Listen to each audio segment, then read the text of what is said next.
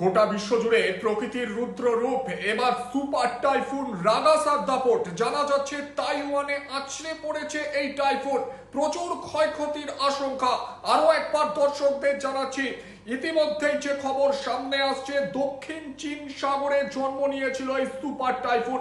এরপর যে খবর, সোমবার থেকে এই ঝড় তার রুদ্র রূপ দেখাতে থাকে। আর এই মুহূর্তে যে খবর সামনে আসছে, তাইওয়ানের পূর্ব উপকূলে ঘন্টায় প্রায় 200 কিলোমিটার গতিবেগে আছড়ে পড়েছে এই সুপার টাইফুন। এখনো পর্যন্ত যা খবর, প্রায় 124 জন সাধারণ আমজনতা নিখোঁজ। পাশাপাশি জানা যাচ্ছে 14 জন এখনো পর্যন্ত প্রাণ হারিয়েছেন এই সুপার টাইফুন রাগাসার দাপটে। পাশাপাশি ব্যাপক ক্ষয়ক্ষতির আশঙ্কা করা হচ্ছে।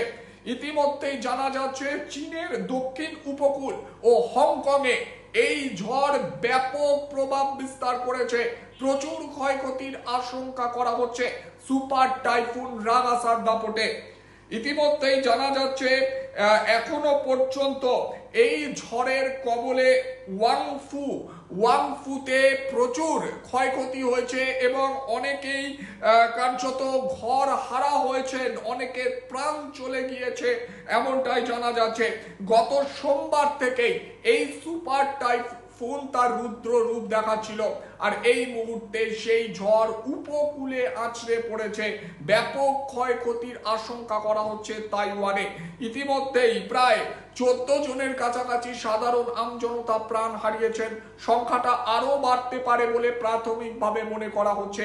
পাশাপাশি 124 জন নিখোঁজ হয়ে গিয়েছেন, তাদের খোঁজ পাওয়া যাচ্ছে না। একদিকে ঝড়ের প্রবল দাপট, অন্যদিকে ভয়াবহ বৃষ্টি, জনজীবন বিপর্যস্ত। সেখানে একাধিক গ্রাম লন্ডভন্ড হয়ে গিয়েছে। আরো একবার দর্শকদের জানাচ্ছি, তাইওয়ানের পূর্ব উপকূলে আছড়ে পড়েছে সুপার টাইফুন রাগাসা। এই ঝড়ের গতিবেগ ঘন্টায় 200 কিলোমিটার, উপকূলে আছড়ে পড়ল এই রাগাসা। এর ফলে ব্যাপক ক্ষয়ক্ষতির আশঙ্কা। এখনো পর্যন্ত প্রায় 124 জন নিখোঁজ, প্রাণ গিয়েছে 14 জন, এবং এই সংখ্যা প্রতিনিয়ত বাড়তে পারে এমনটাই মনে করা হচ্ছে। ভয়াল ঝড়ের দাপট শুধু একটা জায়গা নয়, দেখা যাচ্ছে গোটা বিশ্ব জুড়ে প্রকৃতি তার খেলা দেখাচ্ছে।